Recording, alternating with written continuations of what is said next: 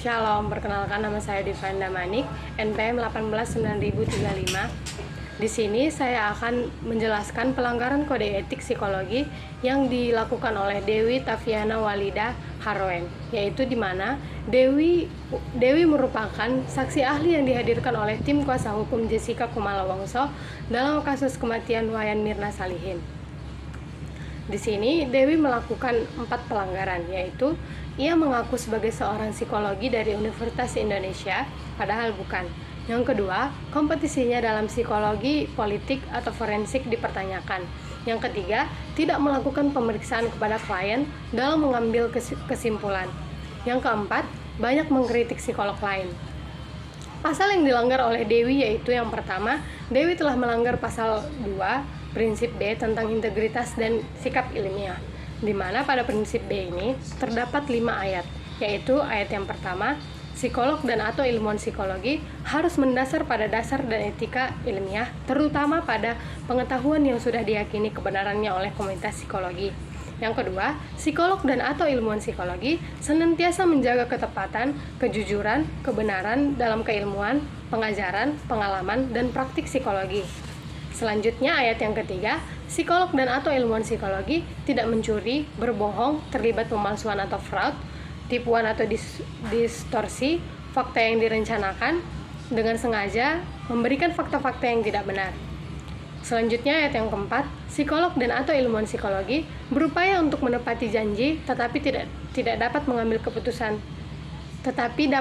keputusan, tidak mengungkap fakta secara utuh atau lengkap, hanya dalam situasi di mana tidak diungkapkannya fakta secara etis, dapat dipertanggungjawabkan untuk meminimalkan dampak buruk bagi pengguna layanan psikologi.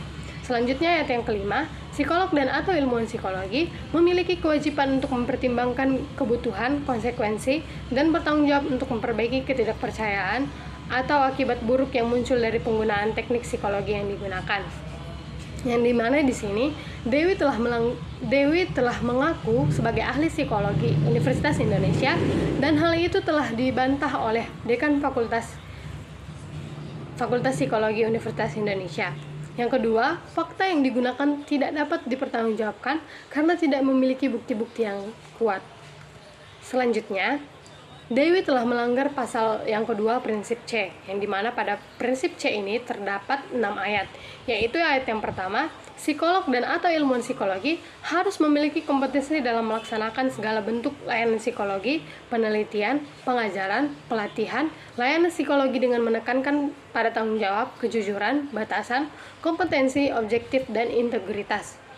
Kemudian ayat yang kedua, psikolog dan atau ilmuwan psikologi membangun hubungan yang didasarkan pada adanya saling percaya, menyadari tanggung jawab profesional dan ilmiah terhadap pengguna layanan psikologi serta komunitas khusus lainnya.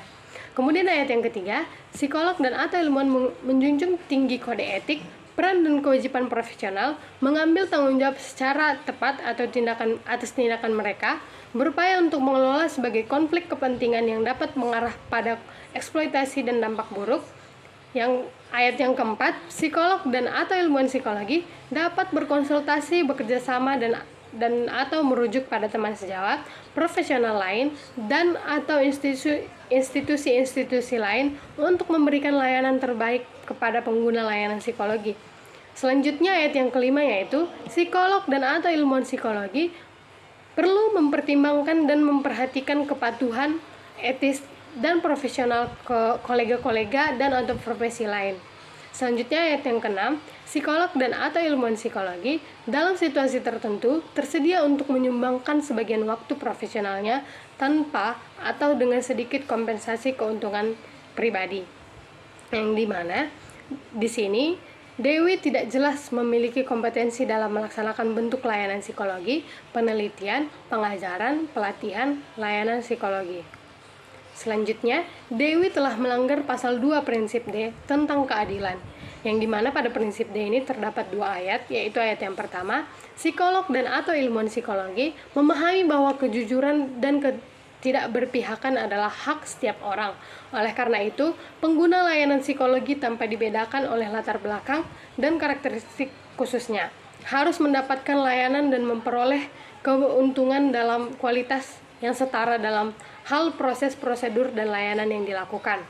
Kemudian ayat yang kedua, psikolog dan atau ilmuwan psikologi menggunakan penilaian yang dapat dipertanggungjawabkan secara profesional, waspada dalam memastikan kemungkinan bias-bias yang muncul, mempertimbangkan batas-batas dari kompetensi dan keterbatasan keahlian sehingga tidak mengabaikan atau mengarah kepada praktik-praktik yang menjamin ketidakberpihakan. Di mana di sini Dewi tidak menggunakan penilaian yang dapat dipertanggungjawabkan secara profesional, waspada dalam memastikan kemungkinan bias-bias yang muncul, mempertimbangkan batas-batas dari kompetensi dan keterbatasan keahliannya. Selanjutnya, Dewi telah melanggar pasal 9 mengenai dasar-dasar pengetahuan ilmiah dan sikap profesional. Di sini pada pasal 9 berisi psikolog dan atau ilmuwan psikologi dalam pengambilan keputusan harus berdasar pada pengetahuan ilmiah dan sikap profesional yang sudah teruji dan diterima secara luas oleh universal dalam disiplin ilmu psikologi. Di sini Dewi cenderung tidak berdasar pada pengetahuan ilmiah dan sikap profesional yang sudah teruji dan diterima secara universal dalam disiplin ilmu psikologi. Selanjutnya, Dewi tidak melakukan asesmen psikologi sebagai dasar argumennya, di mana pada pasal 62 tentang dasar asesmen ini perlu dilakukan untuk pemeriksaan psikologis.